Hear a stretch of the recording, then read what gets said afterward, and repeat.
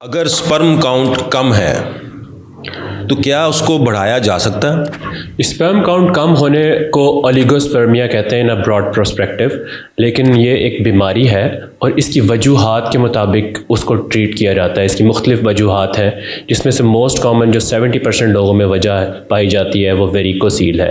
Varicocele में खून के गुच्छे बन जाते हैं आपकी खस्सियों के ऊपर, और उसकी वजह से टेम्परेचर रेगुलेशन ख़राब होती है और आपके स्पर्म की क्वांटिटी भी कम हो जाती है और उनकी शक्ल सूरत, साख्त और आगे बढ़ने की सलाहियत भी कम हो जाती है। डॉक्टर साहब, स्पर्म काउंट जो है वो कितना होना चाहिए? इसकी कट ऑफ वैल्यू क्या है? स्पर्म काउंट अमूमन एक इंसान में 15 मिलियन से कम ज़्यादा होना चाहिए। जब 15 मिलियन से वो कम हो जाए तो उसे ये ओलिगोस्पर्मिया कहते हैं। तो डॉक्टर साहब, इसको बढ़ाने के क्या क्या तरीके हैं हमारे पास? जैसे मैंने आपको बताया कि जो जो इसकी वजूहात हैं उसको ट्रीट करना चाहिए, और 70% लोगों में वेरिकोसील इसकी वजह है। वेरिकोसील बहुत कॉमन चीज़ है और इसका ट्रीटमेंट कोई यानी कि खून के गुच्छे जो बन जाते हैं। वेरिकोसील का ट्रीटमेंट नॉन सर्जिकल नहीं है, उसके लिए सर्जरी ही इसका ट्रीटमेंट है। उसमें ये किया जाता है कि आपकी उसमें काफ़ी जिद्दत आ चुकी है और उसमें जो जदीद तरीन ट्रीटमेंट है उसको माइक्रोस्कोपिक वेरिकोसिलेक्टमी कहते हैं। उसमें एक माइक्रोस्कोप के ज़रिए आप ऑपरेट करते हैं और माइक्रोस्कोप में देखते हुए आप उसके खून की नालियों को अलग अलग से बांध देते हैं ताकि नीचे जो ब्लड एक्स्ट्रा जा रहा है आपके खस्सियों की तरफ वो रुक जाए और आपके खस्सियों की ताकत बेहतर हो जाए और जरासीम की ताकत बेहतर हो जाए। और सर, वेरिकोसील के अलावा भी कोई वजह है? जी, वेरिकोसील के अलावा जो वजूहात हैं उसमें डाइट कंट्रोल और डायबिटीज़ और हाइपरटेंशन और मुख्तलिफ वजूहात की वजह से हो सकता है। और उनकी वजूहात जो वेरिकोसील के अलावा इसकी वजूहात हैं उनमें यूजुअली आपका मेडिकल ट्रीटमेंट पॉसिबल होता है। वेरिकोसील इसमें वाहिद चीज़ है जो कि 70% लोगों में है जिसका सर्जिकल ट्रीटमेंट ज़रूरी है।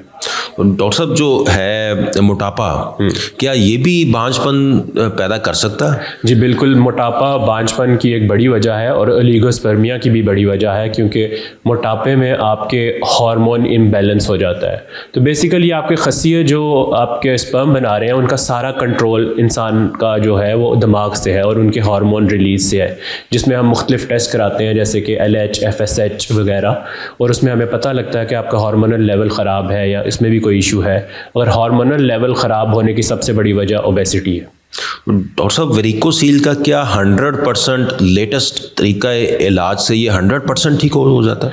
जी, वेरिकोसील के बारे में ये लोगों को जानना ज़रूरी है कि वेरिकोसील का ट्रीटमेंट जो है वो उसको जदीद तरीन ट्रीटमेंट कराना चाहिए, जिसमें माइक्रोस्कोपिक वेरिकोसिलेक्टमी ही है। लेकिन अगर आप ये समझें कि आप वेरिकोसील का ट्रीटमेंट करा के 100% आप फर्टाइल हो जाएंगे, तो ऐसा नहीं है। जो वेरिकोसील का ट्रीटमेंट का आउटपुट है वो 70 to 80% है।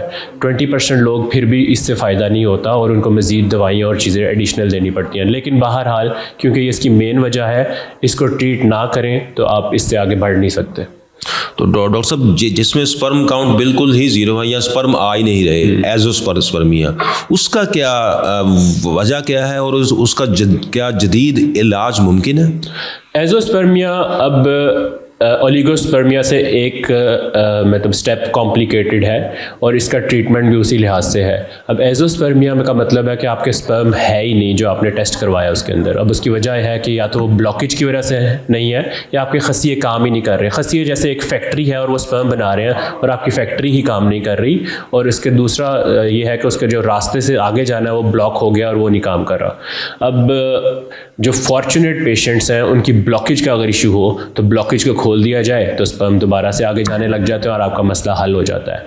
लेकिन अगर कुछ लोग हैं जिनकी फैक्ट्री यानी कि खस्सिए ही स्पर्म ही नहीं बना रहे, तो इनके अंदर आपको फिर इनकी बायोप्सी करनी पड़ती है। बायोप्सी के मुख्तलिफ तरीके हैं, जिसमें माइक्रो TC जदीद तरीन तरीका है, वो फिर माइक्रोस्कोप के ज़रिए करते हैं और उसमें आप स्पर्म्स निकालते हैं और उनको लैब में सबमिट करवाते हैं। और अगर उसमें स्पर्म्स हमें मिल जाए तो फिर आपको आर्टिफिशियल रिप्रोडक्टिव टेक्निक्स अडॉप्ट करनी पड़ती हैं। यानी कि फिर आप ये IVF और इस तरफ आप जा सकते हैं। IVF, ICSI और इस तरह की चीज़ें जो आर्टिफिशियल रिप्रोडक्शन टेक्निक्स हैं उनको यूज़ करना पड़ता है इसमें। बहुत शुक्रिया डॉक्टर साहब, थैंक यू।